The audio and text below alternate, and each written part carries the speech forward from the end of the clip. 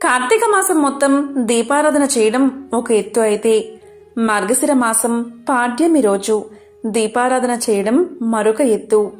కార్తీక మాసం నెల రోజులు దీపారాధన చేయలేని వారు లేదా ఏదైనా ఆటంకం వల్ల చేయడం కుదరని వారు ఈ రోజు అంటే మార్గశిర శుద్ధ పాడ్యమి రోజు దీపారాధన చేయడం అంటే పాడ్యమి రోజు దీపాలను వెలిగించడం తప్పనిసరిగా చేయాలి. అయితే ఈ పోలి పాడ్యమి రోజు ఎన్ని దీపాలు వెలిగించాలి, ఎలా వెలిగించాలి, ఏ సమయంలో వెలిగించాలి, ఏ ముహూర్తంలో వెలిగించాలి అంటే డిసెంబర్ 12వ తేదీ మంగళవారం ఈ విధంగా వెలిగించాలా లేదా డిసెంబర్ 13వ తేదీ బుధవారం ఇలా వెలిగించాలా అనే విషయాల గురించి ఇప్పుడు తెలుసుకుందాం. కార్తీక మాసంలో నెలంతా దీపారాధన చేసి కార్తీక దీపాలు వెలిగించి ఇక ఆఖరి రోజున అంటే పోలీ పాడ్యమి రోజున దీపాలు వదులుతాం. ఈ రోజున పోలీ స్వర్గంగా మనం భావిస్తాం. కార్తీక మాసంలో ఆఖరి రోజైన కార్తీక అమావాస్య అనేది ఈ నెల అంటే డిసెంబర్ 12వ తేదీ మంగళవారం రోజు వచ్చింది.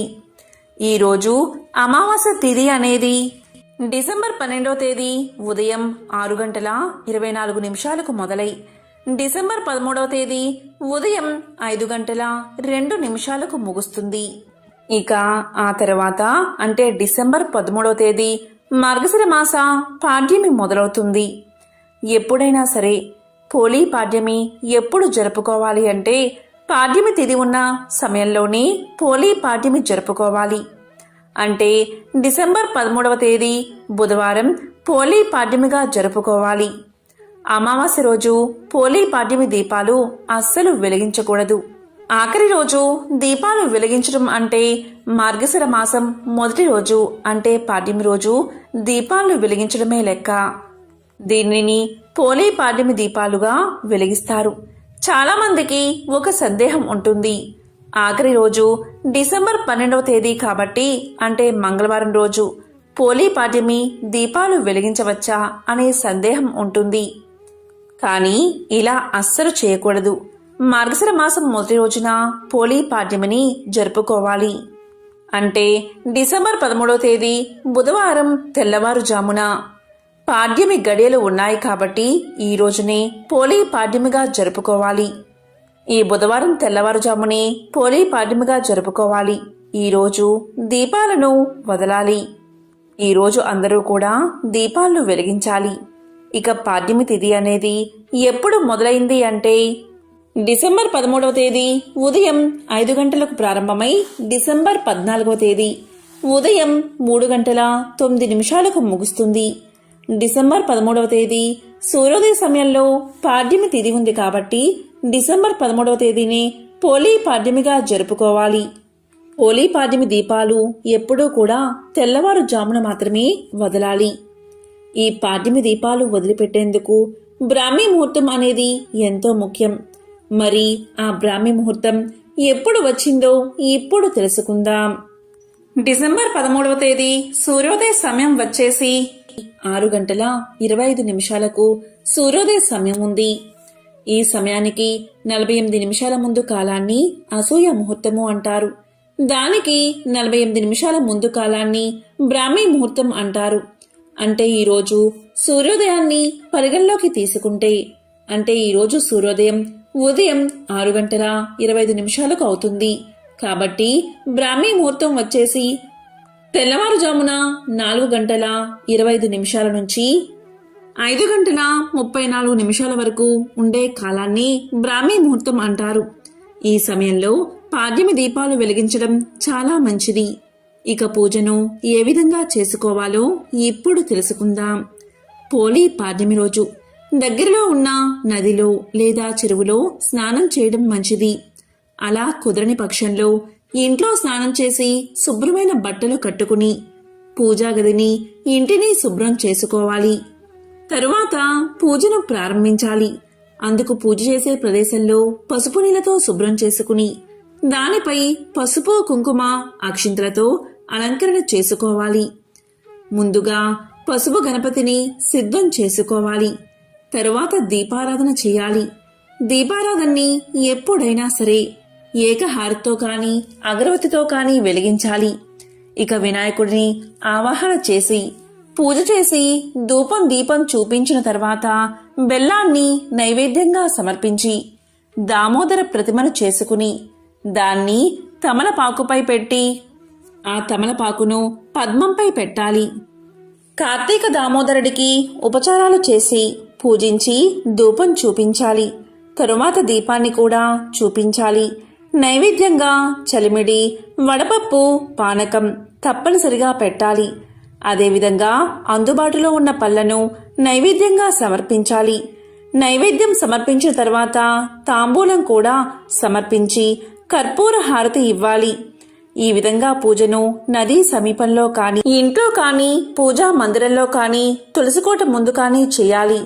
ఇక ఇప్పుడు అరటి డొప్పలో కాని, అరటి పువ్వు డొప్పలో కాని, లేక కొబ్బరి చిప్పలో కాని, ఆవు నేతిలో లేక నువ్వుల నూనెలో నానబెట్టిన వత్తులు పెట్టి 3 కాని 5 కాని 7 కాని ఇలా బేసి సంఖ్యలో ఒత్తుల్ని పెట్టి వాటిని యథావిధిగా వెలిగించాలి.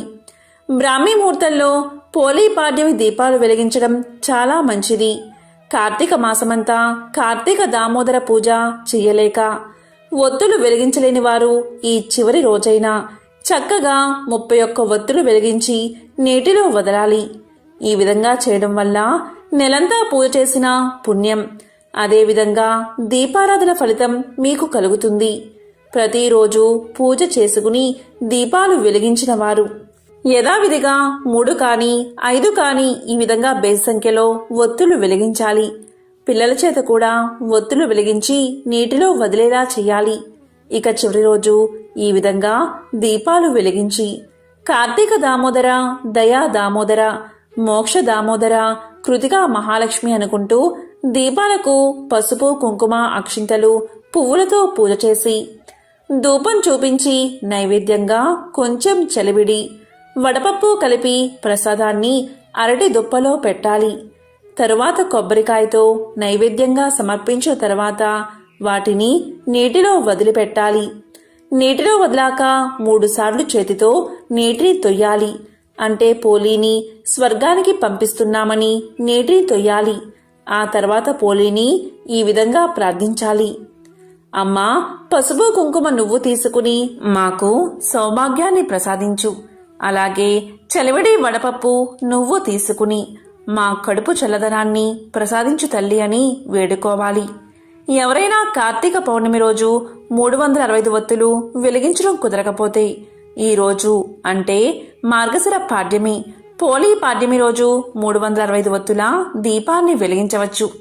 ఈ విధంగా దీపాలు వెలిగించాక చక్కగా పూజ చేసిన దగ్గర కూర్చుని పోలీ పాడ్యమి కథ తప్పనిసరిగా వినాలి. ఆ కథ విని అక్షింతలు తలపై వేసుకోవాలి. మీతో పాటు మీ కుటుంబ సభ్యుల తల మీద కూడా అక్షింతలు వెయ్యాలి. కార్తీక దామోదర పూజ పూర్తయ్యాక మంత్ర పుష్పం చెప్పి తరువాత ఆత్మ ప్రదక్షిణ చేసి అక్షింతలు పువ్వులు ప్రసాదంగా స్వీకరించాలి.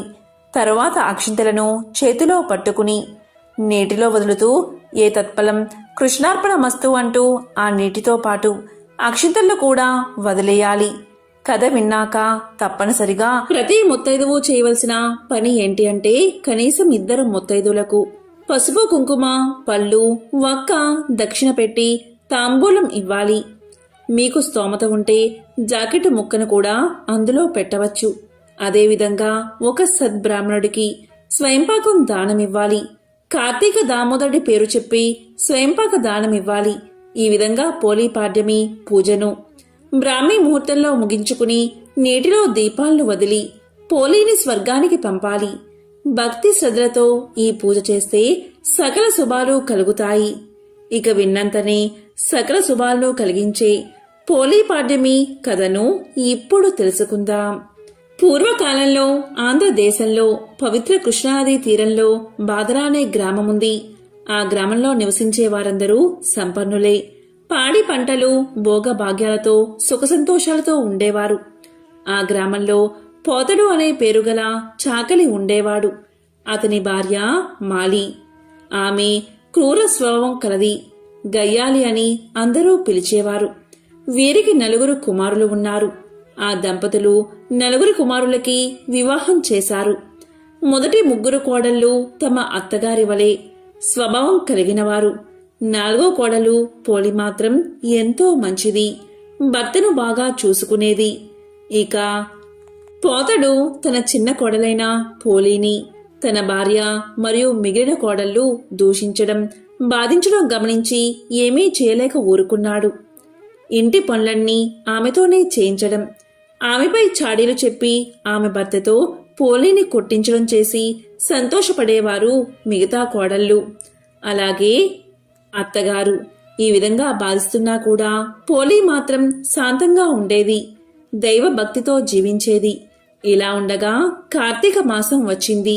గ్రామంలోని వారందరూ కార్తీక మాస స్నానాలు చేయడానికి కృష్ణానదికి పోతున్నారు. నదిలో స్నానం చేసి తీరమున దీపాలను వెలిగిస్తూ పూజలు చేస్తున్నారు. ఊళ్ళో జనమంతా ఇలా వెళ్తుండే పోలి అత్త, ఆమె ముగ్గురు కోడళ్ళు పోలిని ఇంటి వద్ద ఉంచి నదీ స్నానానికి పోయారు. ఇంటి పనిని బాధ్యతను పోలికి అప్పగించారు. నదీ స్నానానికి పోయినప్పుడు భక్తితో చేయకుండా పోలి ఇంటి వద్ద పాలను తాగేస్తుందేమో, పెరుగు వెన్న తినేస్తుందేమో, లేదా వాటిని అమ్ముకుని సొమ్ము చేసుకుంటుందేమో అని మనసులో అనుకుంటూ పోలిని తిట్టుకుంటూ భక్తి లేక పేరుకు చేశాములే అనే భావనతో దాన్ని ఆచరిస్తున్నారు. ఈ విధంగా కార్తీక మాసం మొత్తం గడిపారు. ఇక చివరిగా ఉద్వాసనకు మార్గశిర శుద్ధ పాడ్యమి రోజు సందర్భంగా కృష్ణానది తీరానికి చేరారు. ఇక పోలి ఆ రోజు ఏమీ చేయలేక ఇంటి బాధ్యతలను, ఇంటి పనులను చేస్తూ ఇంటిలో ఉన్న దైవంతో మనసులో ఇలా అనుకుంటుంది: జనార్దన, రక్షక, గోవింద, దీన బాంధవ, దీనబంధు, నేనేమి చేయగలను?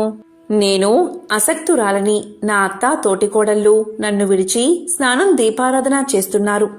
వారిలాగా నాకు కూడా పుణ్యాన్ని సంపాదించాలని, భగవంతుణ్ణి పూజించాలని కోరిక ఉంది. పవిత్ర నదీ స్నానం నేను చెయ్యలేదు. దీపారాధన, దైవారాధన, పురాణ శ్రవణం వినలేదు. నా గతి ఏమవుతుందో అని బాధపడింది. ఇక భగవంతుణ్ణి మనసులోనే ధ్యానించుకుంటూ హోలీ ఇంటిలో కుండలో ఉన్న నీటితో స్నానం చేసింది. చిరిగిన వస్త్రం ధరించిన ఆమె తన చీర కొంగు అంచును చింపి ఒత్తిగా చేసింది.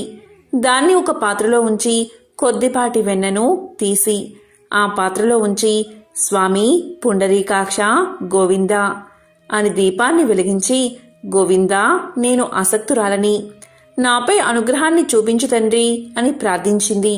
నిస్వార్థమైన భక్తితో వెలిగించిన దీపపు కాంతి వైకుంఠంలో ఉన్న శ్రీ మహావిష్ణువును తాకింది. అది గమనించిన శ్రీ మహావిష్ణువు ద్వారపాలకుడైన సుశీలుణ్ణి పిలిచి, ద్వారపాలక సుశీల, నా మహాభక్తురాలైన పోలిని వెంటనే సజీవంగా బంగారు విమానం ఎక్కించి తీసుకురా అని ఆజ్ఞాపించాడు.